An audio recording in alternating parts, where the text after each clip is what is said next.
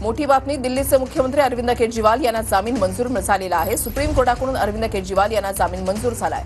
कथित मद्य धोरण घोटाळा प्रकरणामध्ये केजरीवाल यांना जामीन मंजूर झालेला आहे। 10 लाखांच्या जात मुचलक्यावर केजरीवालांना जामीन मंजूर झालाय।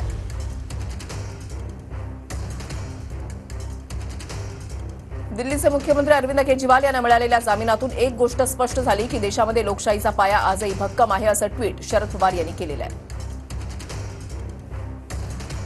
केजरीवाल यांना जामीन मिळताच शरद पवार यांनी ट्विट केलेलं आहे। त्यांनी असं म्हटलंय की अरविंद केजरीवाल यांना मिळालेल्या जामिनातून एक गोष्ट स्पष्ट झाली की देशामध्ये लोकशाहीचा पाया आजही भक्कम आहे।